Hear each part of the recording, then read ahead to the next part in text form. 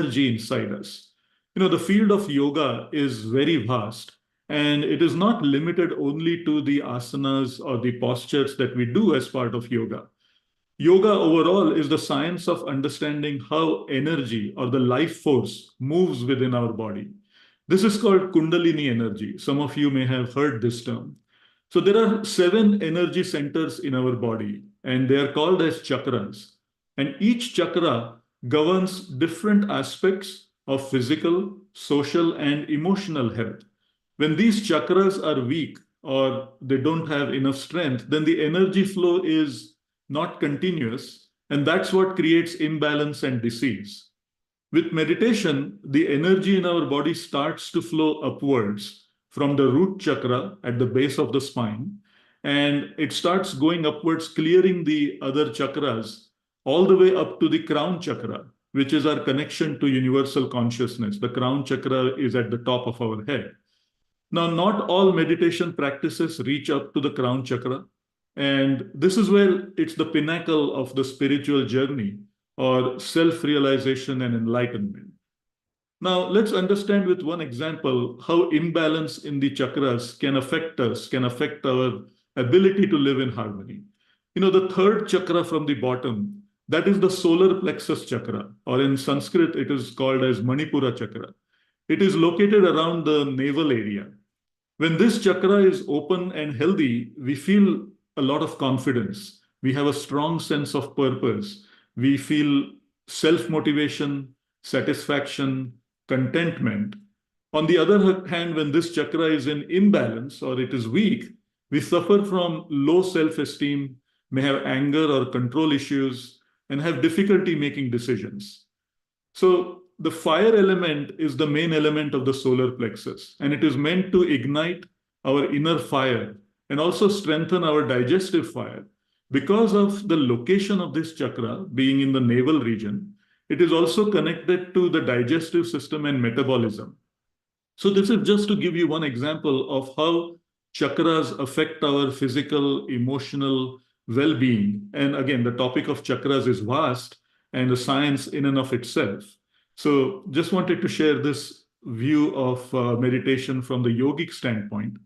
There is also a societal view, useful to understand how we as humans, as individuals, and society have evolved over time. What is it that has given us empowerment and strength? So in the very old days, empowerment was related to where we were born. So if you were born in a royal family, you felt more empowered over others. If the size of your army was bigger than the other king or queen, again, it was a source of power. But this empowerment was only for a few people, the few monarchs, the few kings and queens that existed at that time. Over time, people felt empowered based on their physical strength and what they could do as a result. Strengthening the body was an important aspect of this. And the Romans and Greeks, they emphasized physical fitness, and they created a lot of these bodybuilding exercises. Now, many people, those who could build their physical strength, could feel empowered by it. So it was not just restricted to kings and queens and based upon status. It was based upon what we could do as a result of our physical strength. Now, in modern times, people feel empowered based upon their intellect, their creativity, their IQ and brain power. And we know many famous examples. There are lots of entrepreneurs who have created wealth for themselves and for others. And so that's lots of people as compared to kings and queens and bodybuilders, but still not every single person in the world. And as our world and society moves forward, we are in a phase right now where our empowerment and strength really comes from our emotional and spiritual strength, the strength of our mind, of our soul. And this is possible for everybody, each and every one of us. Each one of us can build this strength. So collectively, as individuals, as a family, as a community, and as a society, we become stronger. And this is the vision of Himalayan Samarpan meditation. There's a lot of awareness from meditation. It has increased because celebrities are practicing meditation. They're talking about how it is helping them. You see this quote from LeBron James of the LA Lakers and how it helps him. to center himself, listen to his inner self. And these words, the inner self, this is really important. The inner self, the inner wisdom, building awareness to it and realizing that wisdom, that's an important aspect of our spiritual journey and meditation. Many companies are promoting these practices among their employees. Once we make a commitment to our own well-being and productivity, then we can find the time to do what is important and necessary for us. When I started doing Samarpan meditation, this was before COVID. I had a 1 hour commute each way to work and a lot of travel. And so I experimented with my routine and made sure that I was able to practice it either in the morning before I left for work or later in the day at any time.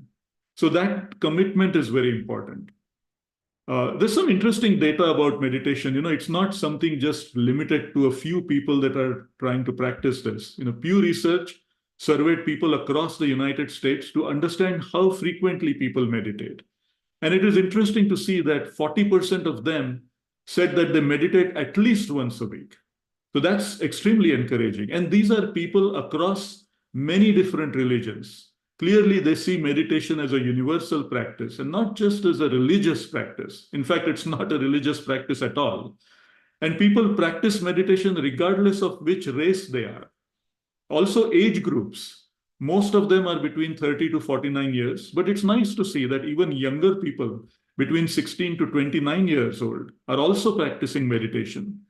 Clearly, they see meditation as something that they can benefit from today instead of doing it in later years, instead of putting it off. So anyone can meditate, everyone should meditate. And Bill Gates puts it very nicely. He sees it as meditation as an exercise for the mind, nothing to do with faith or mysticism. Clearly, people of many faiths and beliefs are practicing meditation. As Bill Gates says, it helps him pay attention to his thoughts, separate himself from his thoughts. Now, when we say anyone can meditate and everyone should meditate, then I'm sure you're asking, but which meditation practice to adopt? You hear about so many of them. And, over the past 10 years, I have learned, my wife Shilpa and I, both of us have learned and tried a few meditation practices. There are so many ancient practices that take you inward on the spiritual journey. You may have heard about some of them. There are some newer adaptations which address specific symptoms. For example, you may have heard about MBSR, or mindfulness-based stress reduction. So there are a few things to consider. The most important is you should be able to incorporate it in your daily routine easily. It's like, practicing any skill where repetition is very important. If we cannot easily make it part of our lifestyle, then our practice won't be consistent and it will not get strengthened. And as I mentioned earlier, my wife started doing Samarpan meditation before me. And at that time, the reason I was not too keen to get started is, I thought this will be yet another meditation practice that I would not be able to keep going. And I've gone on retreats, spending time away from family and work to learn some meditation practices. But somehow I was not able to make it stick. And it was just about me. I was not able to make it stick. So the other aspect is to identify a practice that helps you go deeper. At a physical level, every practice feels very similar. We are taking the time to sit with ourselves, observing our thoughts. However, it is important to see how we can go deeper. And as LeBron James said, how we can connect with that inner self and go beyond this physical aspect. So why Samarpan meditation? Why did it appeal to me and to many others around the world? Well, one, it is simple to follow. I did not have to go out of town or to any retreat to learn. So it was easily accessible. Nowadays, when meditation retreats have become a business, Samarpan meditation is taught for free all over the world to anybody who wants to learn. There are no rules, no do's and don'ts, no sequence of breath-related exercises to remember or do. As a result, it was also simple to adopt. The other thing is that the principle of Samarpan, that it is based on connecting with the soul, that really resonated with me. So let me share a little story. When I started with Samarpan meditation, the pandemic had just started. And like everyone, I was working from home. And, I had terrible eating habits. I love to snack on all the Indian snacks. So when I was at home, food was also easily available and within reach. But, this concept that I am a soul made me more aware of how I was eating for just pleasure and not because I was really hungry. And that created a big shift inside me. In the first year that I was doing meditation every day, 30 minutes every day, I lost 30 pounds. And, this was in the pandemic when gyms were closed. I was doing two things consistently. One was walk for 45 minutes, and the second was meditate for 30 minutes every day. Now, I didn't give up carbs or I didn't give up sugar or change my diet in any way. I only added those 30 minutes of meditation, but the teaching and the awareness that I am a soul and not just my body. And that experience was my validation that this was working for me, both inside and outside on many levels. People also noticed and said that, I'm a better listener, that they felt when they were speaking to me that I was giving them their full attention. This was all new to me and had never happened before. So that was my personal experience, and many people have had their own personal experience as well. But this was very important for me. Samarpan meditation, as we talked about, moves the Kundalini energy right up to the crown chakra and connects with universal consciousness. So not all meditation practices go that deep and shift energy across all chakras. So I was, able to understand how that became effective in my case, right? Sustaining the practice consistently was also important, as I mentioned before. When I followed other meditation practices before, I was doing it all alone. And it felt that I was, sitting at the bottom of this tall building, taking one laborious step at a time, going up this building. On the other hand, with Samarpan meditation, because of the collective meditations with other practitioners and knowing that there was a community all around the world, I felt supported in making it consistent and keeping it going. It was like going up the tall building in an elevator together, and you're not doing it all alone. If any of you are into running, you will relate to this. It is very hard to train for a half marathon all by yourself. But if you're training with a group of people, you have a coach and you have your friends that you're running with, then it feels much easier. It feels nice to keep going and nice to keep supporting each other. It's like that. So that collectivity was important to sustain the practice for me and many others. So let's learn more about the origins of Himalayan Samarpan meditation and also how to practice it. For that, I'd like to invite Colin Harris, who's a longtime practitioner. Welcome, Colin, and over to you. Thank you so much for that beautiful description. You did such a good job. Hi, everybody. I'm Colin. I'm from Edmonton, Alberta, Canada. I've been practicing Samarpan meditation for the last 8 years. I'm just a regular guy. I'm an automotive technician, and I can say that this meditation practice has truly changed my life. It has allowed me to become such a more soulful person, and I'm so happy to get to share some information with you today. So the first thing is the origin of Himalayan Samarpan meditation. So this is actually a practice that's 800 years old, and it was maintained in the Himalayas. It wasn't available to the public. For the last 800 years, it was passed down from one person to another person or one person to just two people. And the only way to get this information and this energy was to walk around the Himalayas and hopefully you run into a guru. But they decided to find a medium to bring this information to society. There was a collective goal of creating harmony within the world by creating harmony in each individual person. We're so honored in this time, in this place, to get this information so readily. We don't have to walk around the Himalayas, freezing and being hungry. We just have to listen and just sit down and meditate. And so I'm so grateful that we get that opportunity. So who is this medium? His Holiness Shree Shivkrupanand Swami.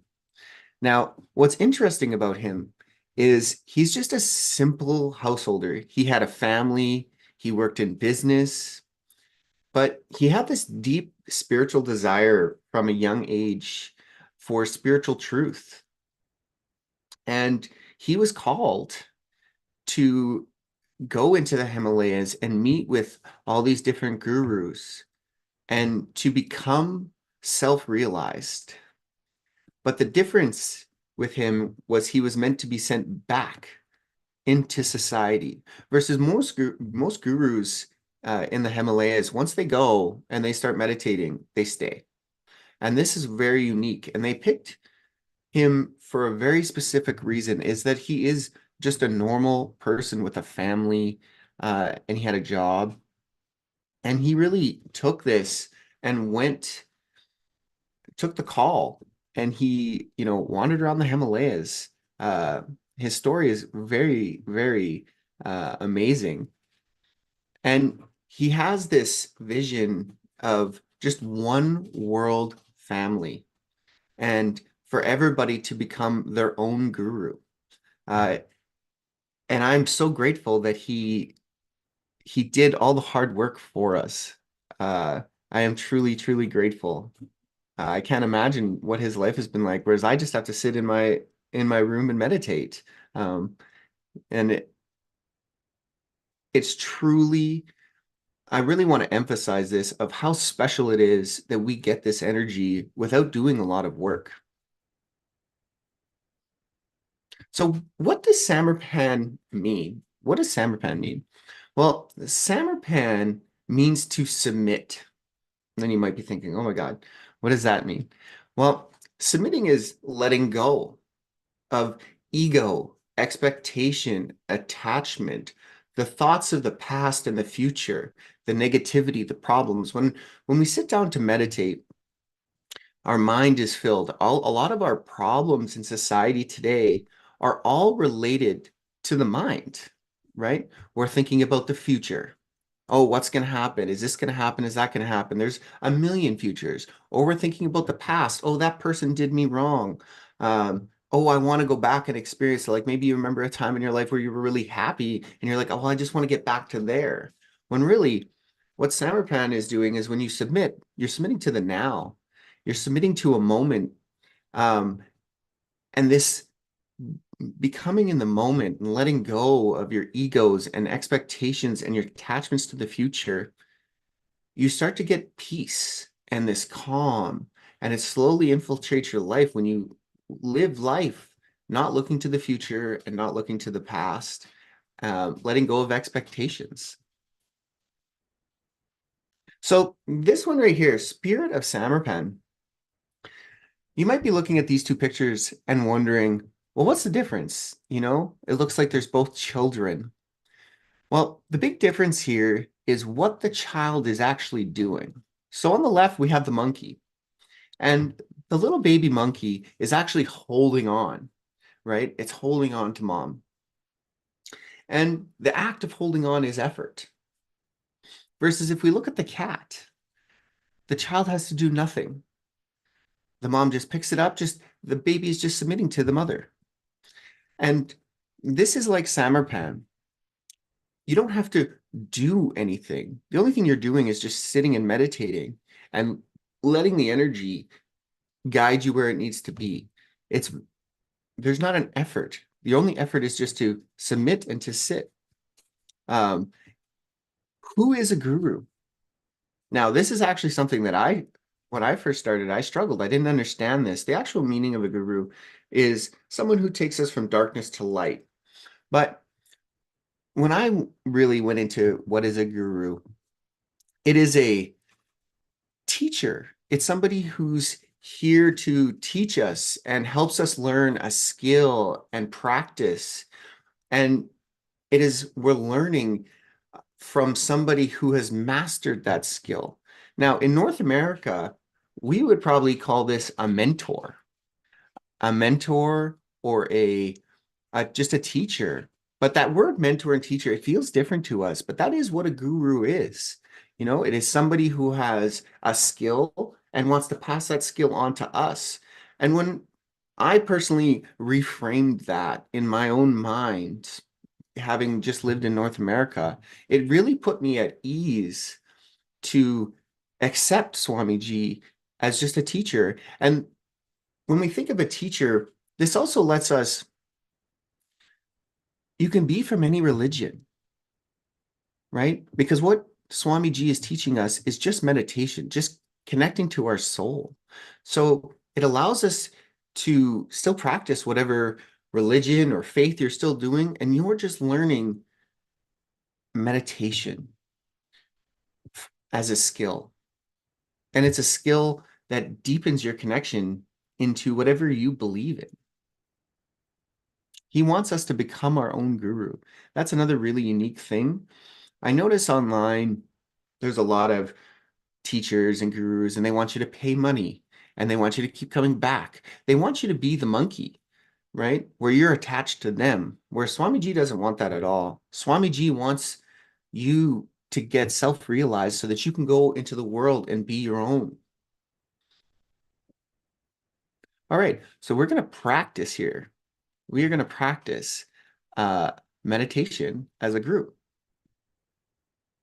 Before we do that, though, I just want everybody to quickly ask themselves, how are you feeling right now? And there's a point to this, but how are you feeling right now? And just pay attention to how you're feeling right now. You're more than welcome to just put how you're feeling in the chat. And the reason we're doing this is because meditation is a lot about experience, noticing the little subtle changes. And a lot of times it's very subtle. So I really want you to pay attention to how you're feeling right now. Maybe it's anxious. Maybe you're calm. Whatever it is okay. Curious, anxious, these are all really good things.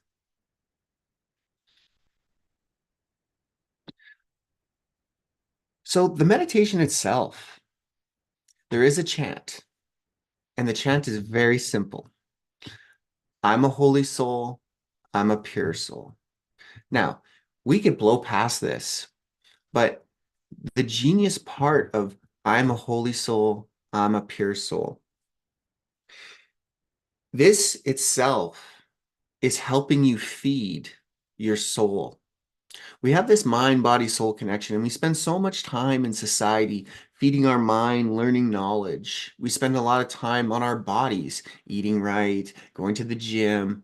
But how much time do we really spend feeding our soul, connecting to our soul?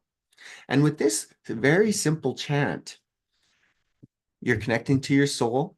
You're realizing that your soul is holy and pure. And the other benefit is you're actually connecting to all the people in the world that are chanting, I'm a holy soul, I'm a pure soul, and meditating.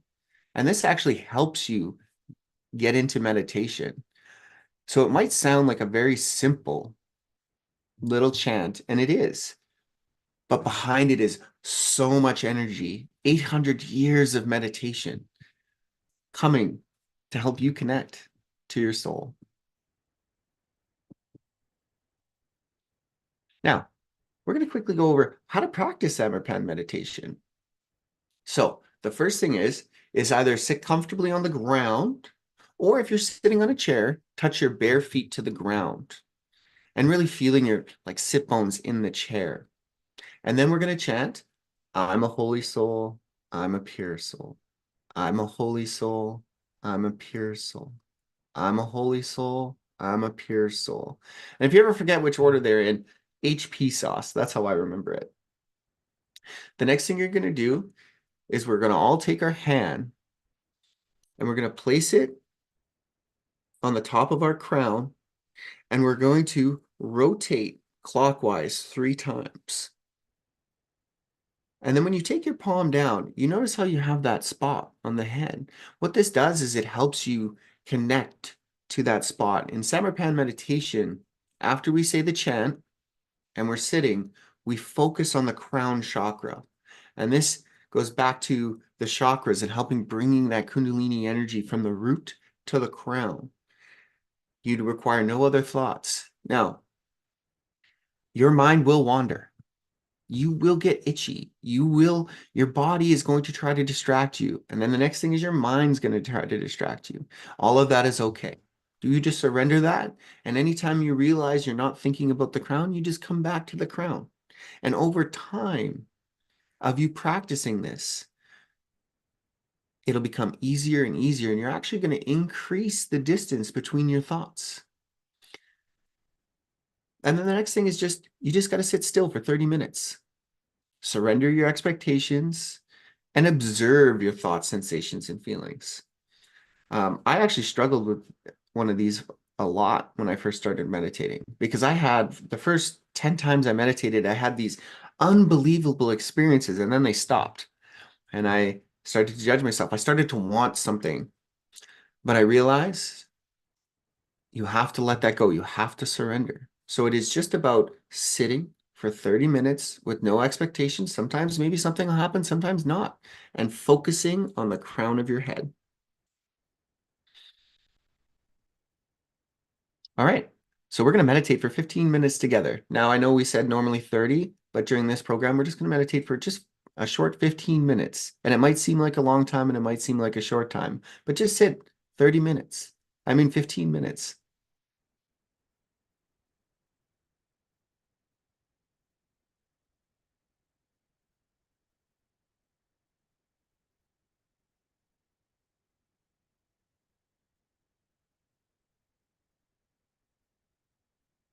I'm just going to play that.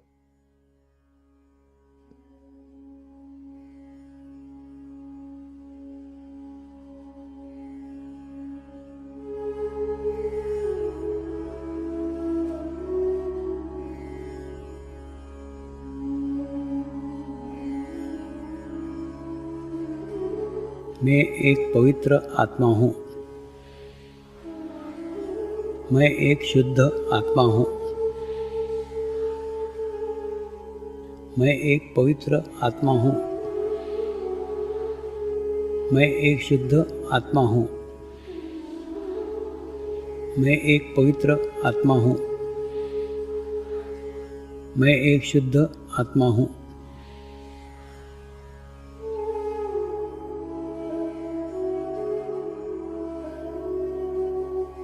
I am a holy soul. I am a pure soul. I am a holy soul. I am a pure soul. I am a holy soul. I am a pure soul.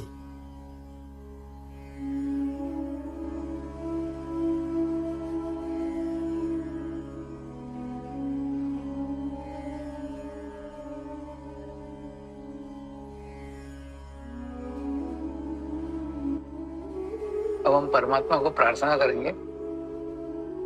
हे परमात्मा, कृपया मुझे आत्म साक्षात्कार प्रदान करो। हे परमात्मा, कृपया मुझे आत्म साक्षात्कार प्रदान करो। हे परमात्मा, कृपया मुझे आत्म साक्षात्कार प्रदान करो। Now we will pray to Paramatma. O Paramatma, please have the grace to give me self-realization. O Paramatma, please have the grace to give me self-realization. O Paramatma, please have the grace to give me self-realization.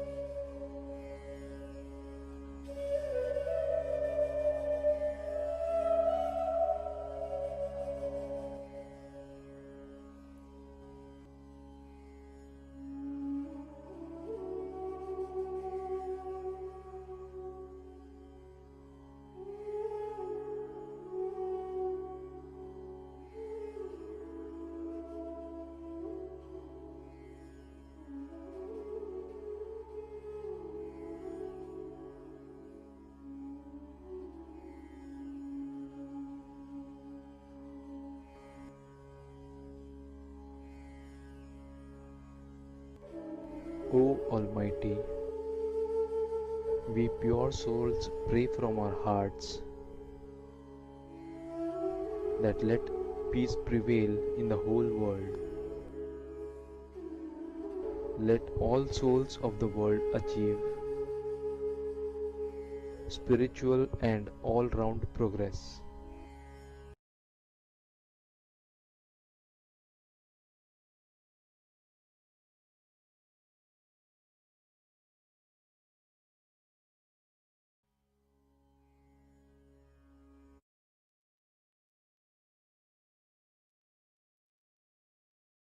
Wow. So what was your experience? How are you feeling? Meditation is a lot about experience. So you can put that in the chat. And while you guys are just giving you a second to do that, it's normal if sitting for 15 minutes is really hard, right? And maybe that was your experience. Maybe it was really easy. Whatever your experience is valid and okay. Oh, very calm in the zone. Yes. Very good. Yes, that's how I feel too. I feel very, very, very, very calm and very peaceful. Relaxing. These are really good words. So, what is an aura? It is a bioelectromagnetic field that's all around us. And it is a reflection of what's inside. It's this beautiful protective field, this bubble.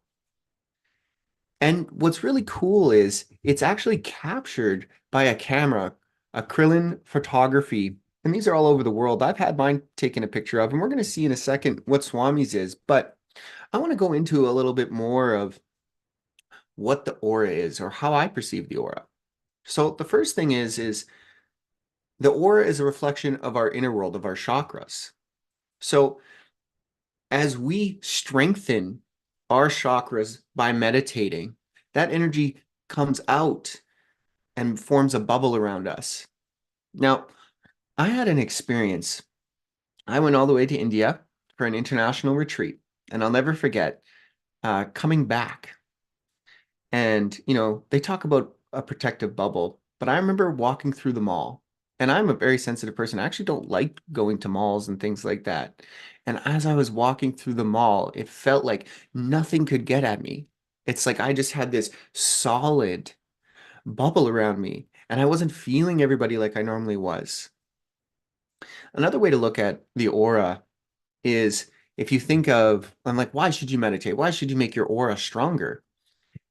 It gets more dense. So what I think of is if you take a rock and there's a pool of water, or let's say there's no pool, it's just air and you drop the rock, right? Goes all the way to the bottom of the pool. Now you fill that pool with water. You've been meditating for a while. Now you drop that rock and it goes a little slower. There's a little more resistance. Now, what if you were to fill that pool with some, gel, and now you drop the rock, maybe it goes in just a little bit? That is how, by you meditating, by you working on your inner world, you start to form this beautiful bubble around you. And you might be able to feel this even now when you meet certain people, their aura, there's just something about them. And you can pay attention to that. Now, here's Swamiji's aura. Now, his aura has changed, and this is really special because all these pictures are after he left the Himalayas. And the point I really want to make with all of these pictures is that Swamiji achieved spiritual growth, even himself, by even living in society. Now, this is amazing because this shows us that we can do it too. Swamiji just meditates 30 minutes a day, right? So we can do this too. Our aura can change and become stronger over time the more we meditate.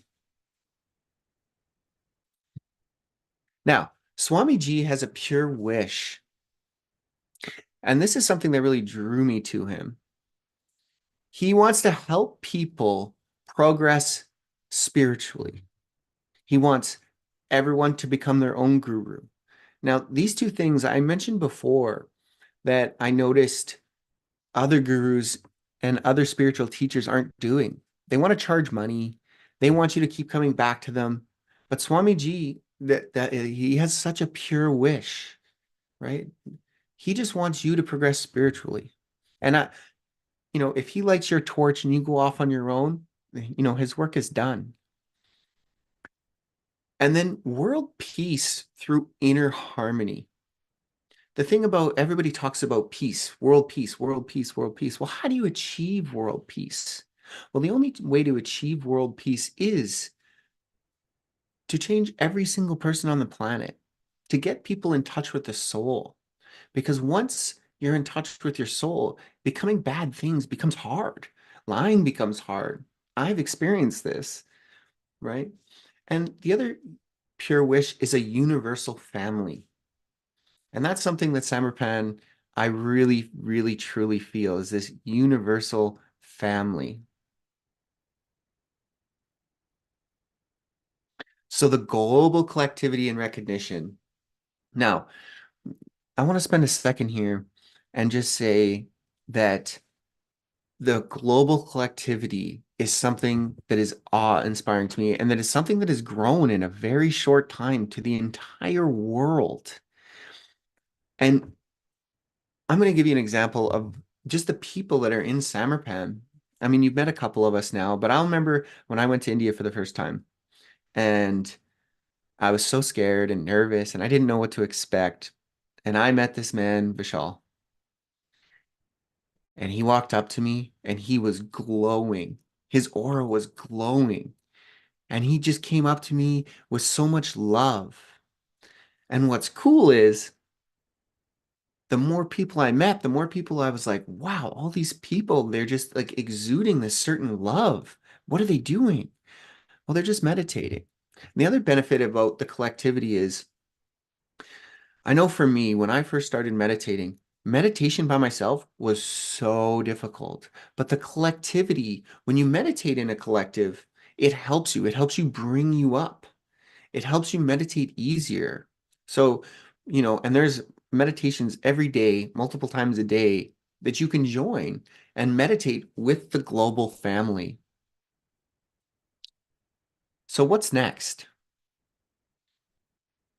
I'm going to introduce you to Pri, and I'm going to let her take over from here. And I thank you guys all for your time today. Hello, guys. My name is Priyanshi, and I live in Houston, Texas. I've been meditating for approximately 5-ish years, and I was introduced by my mom. And currently, I'm a college student at UT Austin studying public health, and I would love to share with you guys what comes next.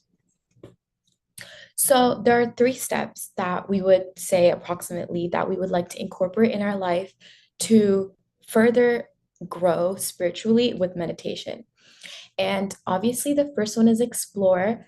Thanks to Rahul and Colin, we were able to understand why meditation is important, why Himalayan Samarpan meditation, and how to practice it. So, how do we go forward? So, our next step is experimentation. And as said earlier, starting new things can be overwhelming, especially with all of the new information and everything. We get caught up in perfection paralysis, where we don't want to start something because we don't know where to begin. And that's such a normal feeling because honestly, we've all felt it. I know I felt it. And the best way to go about it is experimentation. And let me preface this by saying that when we're starting something new, especially meditation, what happens is we like our body comes in the way, our mind comes in the way. And what I mean by that is when you're sitting to meditate in the beginning, it's obviously really hard. It's not an easy thing and it's a very slow, amazing process. And what happens is our body maybe will be itchy, or your foot will hurt, or things like that to distract you, or you'll get thoughts about, or you'll be like, oh, I have to do this later on today, or you'll just get thoughts. And these are all things that are kind of like little like things that will happen throughout your time of meditating. But we can totally get past that. Like when we get thoughts, it's important that we observe our thoughts and not get in the realm of thinking of like more and more. And also, it's important not to fight our thoughts, right? It's important to not be like, oh, I shouldn't be thinking right now. I can't be thinking, or I should be meditating and things like that, because it'll come with ease. So, therefore, another really big step is that a lot of us look at science to understand things, right? A lot of things, like from like the older days to now, is based off of science and like logistics. And as human beings, we are like rational, and we like are like logical, and we like to know like the practicality behind all of the things that we start or we do. And this sometimes becomes like a roadblock for us to trust something or have faith in something, since we've like not experienced it ourselves. But since science is an experimentation in itself, it's really important that you also experiment this. It's not essential for you to have like a blind faith. It's not essential for you to be like, oh, I have to trust in this. I have to do it. I have to like accept everything that's going on, because you don't, because you can obviously experiment it for yourself and incorporate how much ever you want based off of your own experimentation and your own discoveries. And it's important that you draw your own conclusions ultimately. So it's important to have an open mind, and it's like an amazing thing to just give this a try. And that way we can kind of experiment something and incorporate it into our lives.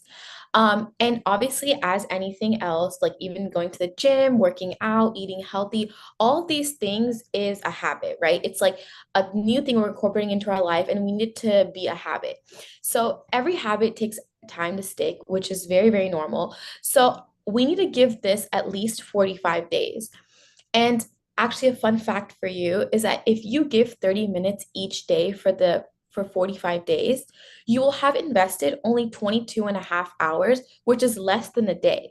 So if you give 30 minutes of your day every single day, you'll literally only have incorporated less than a day, which is basically nothing, right? And I truly feel that if you do this, you'll have your own experiences, and these will help you validate and guide you forward on this path of peace and harmony. And now we have done so many workshops like this one, and we've gotten some feedback from people, and people have said to us that they wanted to like get help starting. And because like we tend to face so many hurdles along the way, and it's important to have someone holding our hand, because it just is better and easier that way. And some hurdles are like whether like you like finding time in a day and dealing with resistance on our body, like talked about before, or handling the thoughts and emotions in our mind. And it's important that we have someone with us to help us how to like get rid of these hurdles and focus on the bigger picture.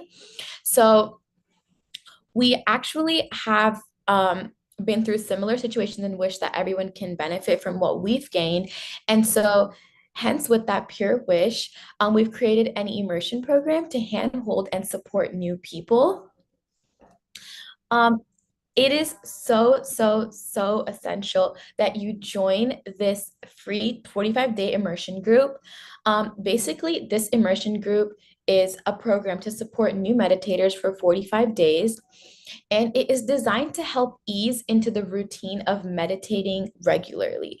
Like I said before, it's hard to incorporate this into our lives because we're so busy, like people like your parents, like you have children, work, school. There's so many things that like take over our lives every day. And it's important that we take out 30 minutes for self-care and spiritual progress. And there are 4 main parts to the immersion program. So the first is we have this WhatsApp group. The group is specifically dedicated to the immersion participants. So we will share 1 to 2 posts daily, like questions and answers, and like meditation reminders. That way it's like basically like on your phone, it's like a reminder to like help you not forget. And there are no forwards or promotion in this group. So it's a very, very, very like calm group. It's not like bombarding with any messages or anything like that. And it basically provides a platform for discussion and support. And we meet over Zoom on the weekends, where we meditate together, share some valuable resources, and talk about experiences, and also address questions that you have. For this round, our first meeting will be happening on Sunday, February 25th. And we provide a go-to contact if you wish to reach out to someone at any time of day. It's just a one-on-one private conversation. If you have any personal questions that you don't want to ask in the group, that's completely valid and normal. We have this like where you can contact the person, ask the questions that you have, and we even can connect you to someone more local if you would like to have it that way. Finally, we will be sharing resources on topics such as auras, like chakras, and other important factors and topics that will help you ease into meditation and understand the depth of it. You can listen to them at any time at your own pace. There's no time frame or anything like that. And in the past, people have appreciated this program so much. We've gotten such amazing feedback from people. And therefore, I feel like it's so important that you guys go ahead and join the group so that we can get to know you and we can help you through this process. The WhatsApp group has been specifically created for participants of this workshop and a few of us volunteers, like mentioned before. And let us take a moment right now, if you haven't already, to scan the code and join the group so we can continue to build on what we have started today. Some of you may have already joined from the email that was sent to you guys earlier. And if you haven't, then no worries at all. There's no better time than now to join the supportive collectivity. And like mentioned before, collectivity, the reason why being in this immersion program is such a crucial part is because it truly, I cannot stress this enough, helps so much when you have a whole group with you, because that helps you and allows you to feel and your feelings be validated by other people. Because I promise you, what you're feeling, I'm sure there's other people that feel the same way. And it's nice to know that you have someone that feels the same as you. And therefore, we have some positive testimonies that were given by past participants, and on the screen above, and people have said that this help is very helpful and effective for everyone. And people who are beginners obviously loved this. And the group is also, like I said, for you to ask questions. There are also daily collective meditation reminders with the timings and Zoom link to join. I know Colin mentioned earlier that we have a lot of online Zoom meditations on different times, and that's our daily collective Zoom meeting.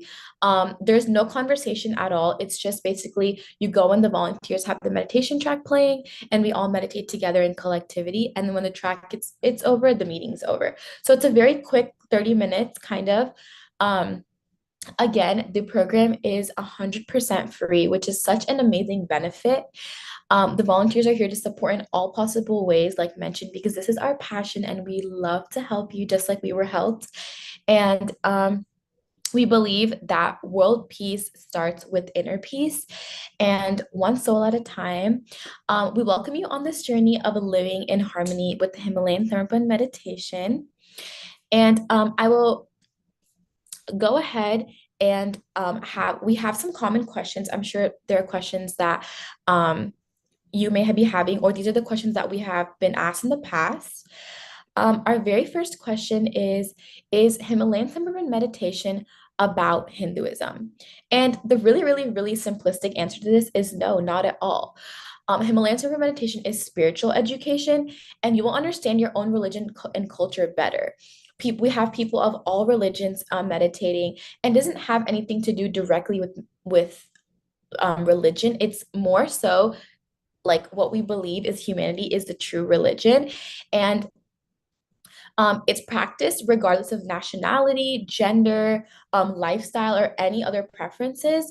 And like I said before, it's based on the fact that humanity is the true religion and the world is one family. And so there's no religion borders to this at all. Another question we have is, I want to meditate, but is it mandatory to accept a guru? And like we mentioned before, in this practice, nothing is mandatory except practicing meditation regularly.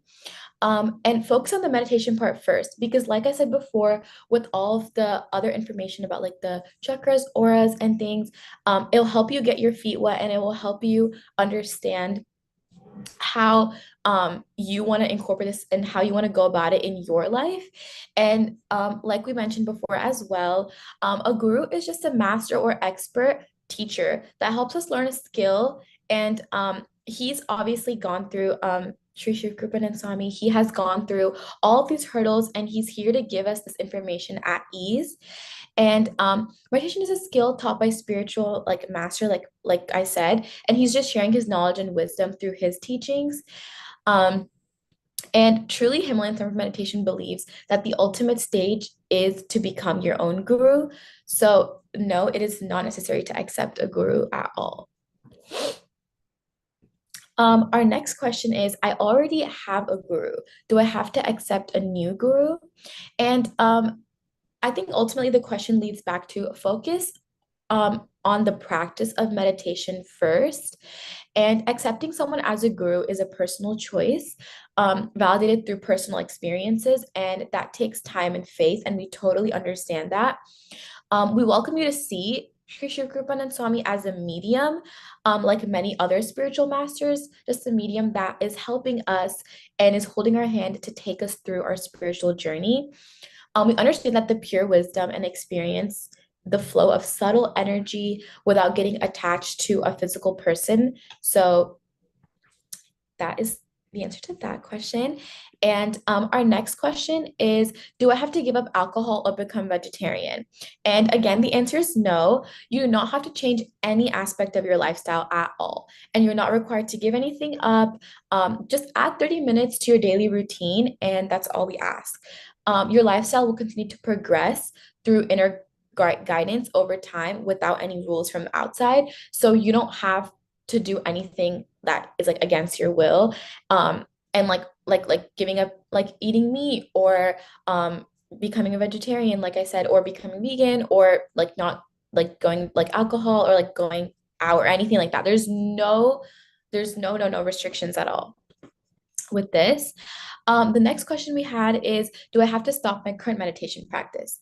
And all meditation practices bring us on a path of spiritual progress towards self-realization and peace, which is like the ultimate goal for basically all meditation practices. And many of us have explored several meditation practices in the past, and that's totally fine. We welcome you to experiment and experience with Himalayan Samarpan meditation and its teachings of surrendering expectations, ego, and attachment. And after 45 days, if you like it, then you can continue and grow on this. And like we said before, your personal experiences is the best teacher for you. So if we have any questions from today, we can go ahead and answer those right now. Yeah, I can lead that, Bree. I'll just read out the question. Hi, my name is Shilpa, and I'm just going to facilitate the Q&As that have come. So we have a very practical, helpful question here. Thank you for taking the time to initiate this event. I've been practicing meditation mindfulness activity for almost 3 years, but the struggle that I encountered was the ability to experience the same peace and harmony that I get when I'm alone and sitting in a calm place. I wish I could be able to achieve the same feeling of peace and harmony when my child and I are having an argument or he or she is not listening or pressure at work. How do you remain calm even when the situation is not perfect for calmness? By Raji Ravichandran. So I can absolutely relate to this question, Raji, and thank you for asking this. Rahul, do you want to take this one? Yeah, certainly. So, Raji, once again, thanks for sharing your thoughts candidly. And again, I would welcome you to join the Immersion Program. Give this practice a try, see how it helps you become more consistent with meditation. And all of us, ultimately want to be the person, we want to be in different situations, as you said, with kids, pressure at work. We want to start responding to every situation instead of reacting to it in the moment, right? And that ability to separate ourselves from that situation or separate ourselves from those thoughts and gather and collect ourselves in that moment is so important. And that awareness and ability to separate ourselves is something, that skill we build through the practice of meditation being consistent and regular. So I hope you'll be able to join us and do that.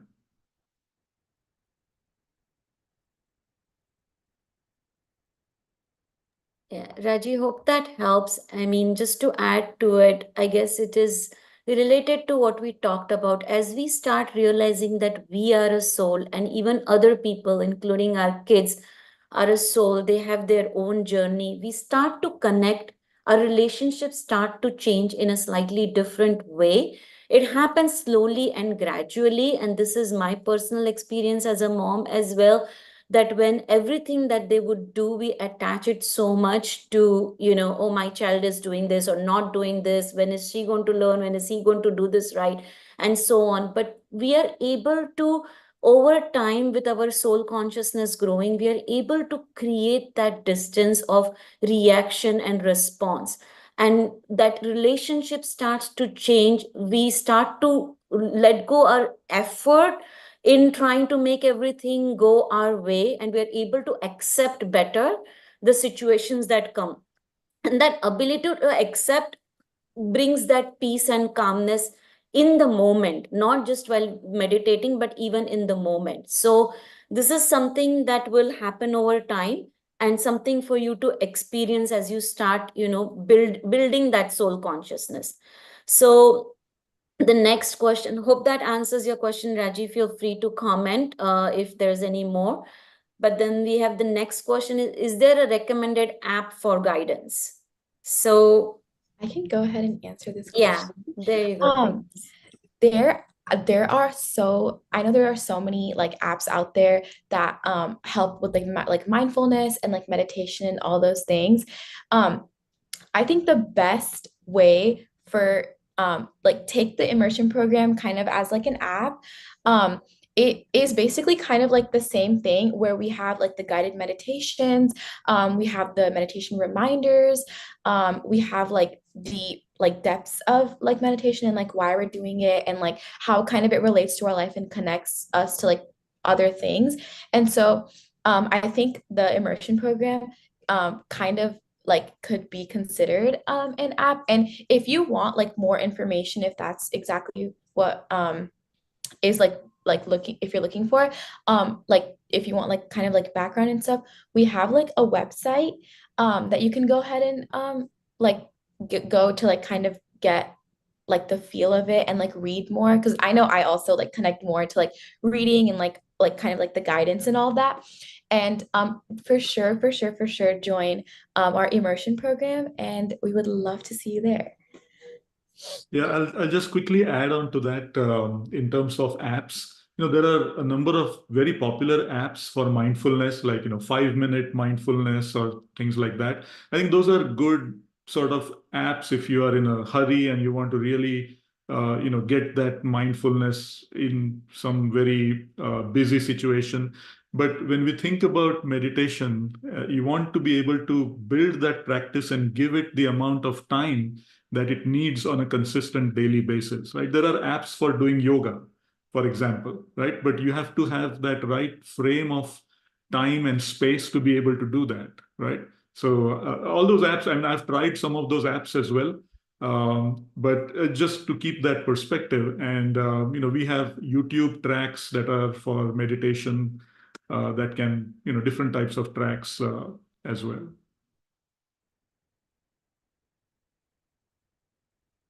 Next question is, what are traumas and how does it relate to our life? How does this meditation help with that?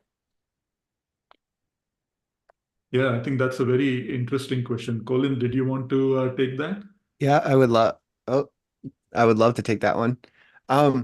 So trauma, I've spent a lot of time on this actually. Trauma is in our life, things happen to us. And then we make a story up in our mind. But how does meditation help that? I can just tell you my experience. My experience of Samarpan meditation is processing through meditation. I remember there was times where I would meditate And I would cry and cry and cry after meditation. I didn't know why. As you work through your chakras and you start building up that strength, they will naturally fall away. You don't have to necessarily focus on them. Just the act of meditating will clear that stuff. And how it impacts your life is we are operating of the subconscious mind all the time in through life, every interaction. But as we get in touch with our soul, the interactions just slowly start changing. We don't have those triggers. If somebody's in trauma, you'll see it, maybe somebody just says something very simple and you have a big reaction like this, like, right? As you meditate, those reactions get less and less and less. And then one day you have peace. And it is truly calming. But just the act of meditation is all you have to do, in my opinion, in my experience. I hope that answered your question. Thanks for answering that, Colin. It helped me also personally. So I'll go on to the next question. What time is this daily meditation if I join the 45-day program? Let me answer that. As we talked about, Himalayan Samarpan meditation has a lot of importance on collectivity. So there are actually many different times of the days that collective meditations happen for different time zones. And we communicate that detail in the immersion program. And what we do is there is a very common time across all time zones for which we also send a daily reminder. So those who are, and that common time is actually 9 p.m. Eastern Standard Time, 8 p.m. Central, and then 6 p.m. Pacific. So that you get the daily reminder for, but you will also get the links and information for all other timings. In case this timing doesn't suit you, then there are other options as well. And then there are other, even on the weekends. So basically, many different timings where daily meditations can happen, and you can chime in. And the common one you will get the reminder for during these 45 days program. And that reminder is also for, it is possible that maybe initially not all times work out for you. And so it's also a reminder that you can sit and meditate anytime that 30 minutes you want, and then figure out at least once a week to join collectivity in one of these times, or especially the Sunday meetings that are highly focused on the immersion participants, where primarily the immersion participants meet on Sundays. And that would be the 8 a.m. Pacific and 11 a.m. Eastern time on Sunday mornings. So you can join that on a weekly basis as well.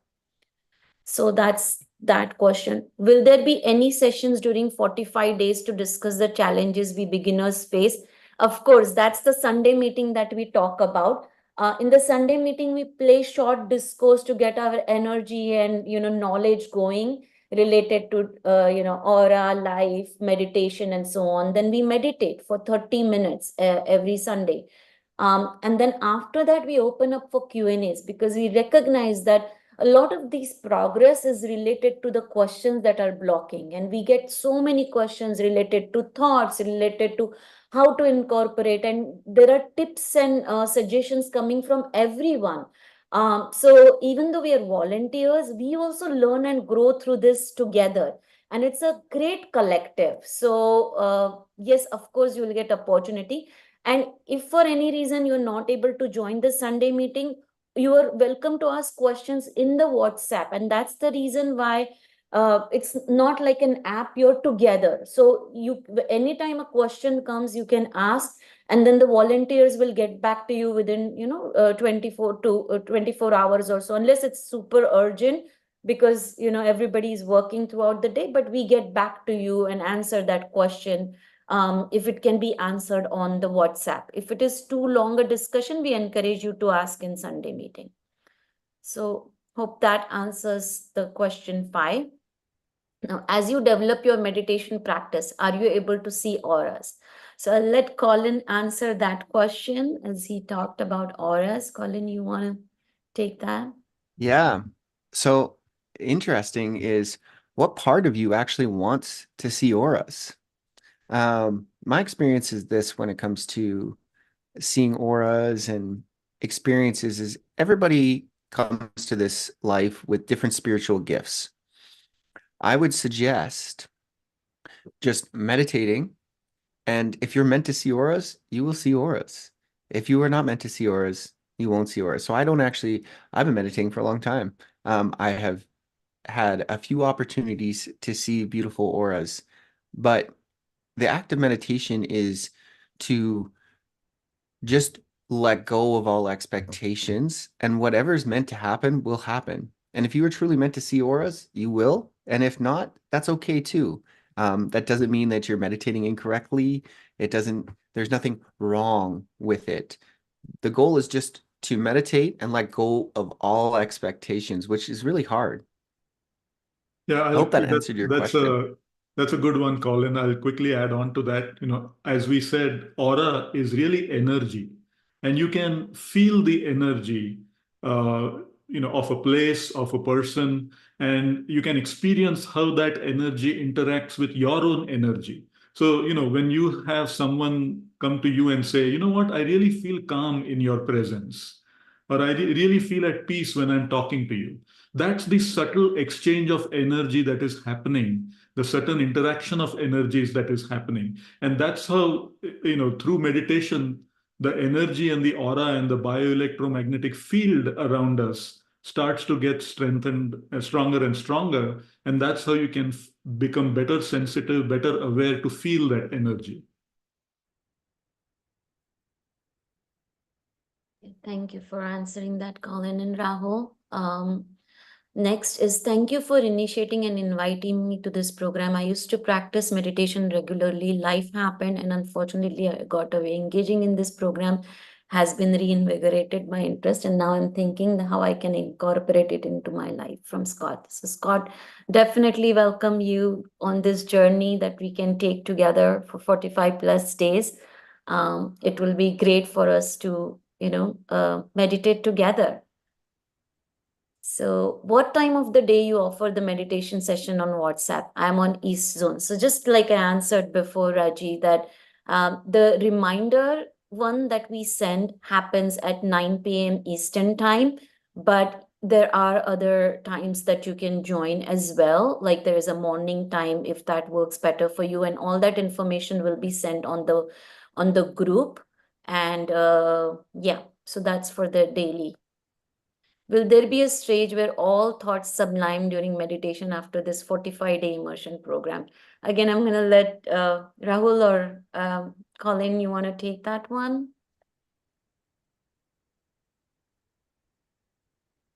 Yeah, I think that's a great state to be in, where our thoughts have really become very peaceful, and our mind is not crowded by thoughts. And I think that's a journey.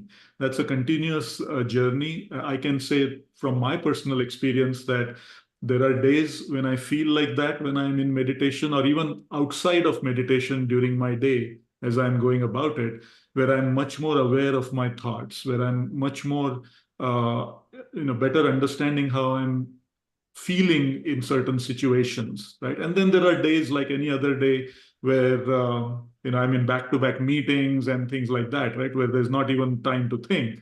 But I think what my experience has been, and others can add, which is as we go through our practice, making it daily and consistent, and building that skill of meditation and regulating our thoughts and emotions, that's where we start to experience a gap between we having a thought and how we choose to respond to it, right? And that gap is where we grow and we gain that strength to regulate our thoughts and emotions. And I think that's how I'm looking at it as my personal journey. And it's a continuous, process of building that skill. And, just like we go to the gym and lift weights and build our endurance, it's just continuously being with that practice and building that skill. But yes, I mean, that is where, when we talk about our thoughts becoming sublime, becoming, self-realizing that inner wisdom inside us and being able to listen to that wisdom, that's the way that we want to think about how we go through our practice and building that skill. So I hope that answers your question. Yeah, and just to add to that, I think that the 45 days, as Pri has said before, it's like your experimentation, but not everything that we hope as part of this journey is going to happen in those 45 days, right? You will start getting some. For me personally, in the 45 days, it was just a feel good. That's all that happened to me in the 45 days. I didn't have very many body experiences. Like some people say, I could feel energy tingling, I could feel the energy moving, and so on, or my thoughts became all calm. So that's why we call immersion. With 45 days is you'll get the taste of it, you'll get the experience of it, but not necessarily that after 45 days there's a promise or an expectation that suddenly we will go thought free. It's again, as Rahul said, it's going to be a journey, and each one on their own path. Like for some people it will come sooner, for others it would be different, and then it is also come and go. We experience that in our spiritual journey. And Colin said that for a while he got all these experiences, and then suddenly there was nothing, and he started to wonder. That is because we are going through our own journeys of cleansing and charging, and life is happening, our experiencing are coming through, and every step of the way we learn something new, we discover something new. The one thing that I would almost say all of us who have been through this at least for some years can say is that that journey is progressive.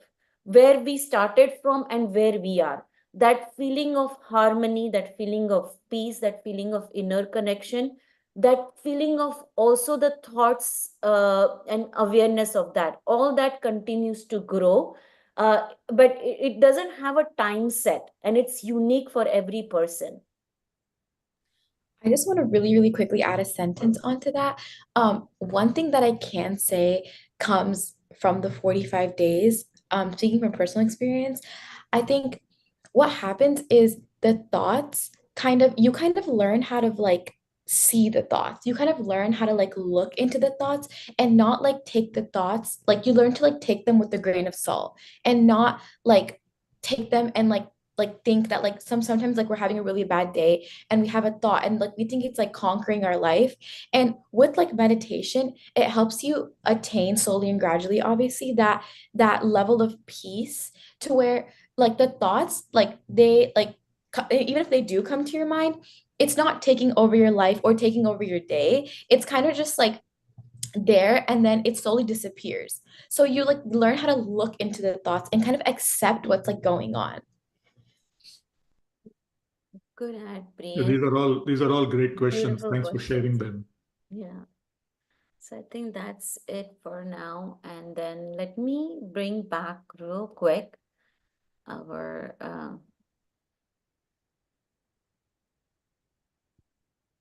so we are all here to answer your questions, and we look forward to seeing you in immersion program. Rahul, you can take it from here. Yeah, once again, thanks so much for joining. It was really nice that you could take the time to be with us today. Once again, here's the QR code. You can scan it from your phone, or we've got the link to the join the immersion program in the chat in Zoom as well. Feel free to send a message, call me, or send an email to our connect@samarpanmeditationusa.org. And we hope that this was very helpful for you to learn more about Samarpan meditation. And we look forward to joining as many of you as possible in the immersion program. Thank you so much. Thanks everybody for joining. I hope you had a good session.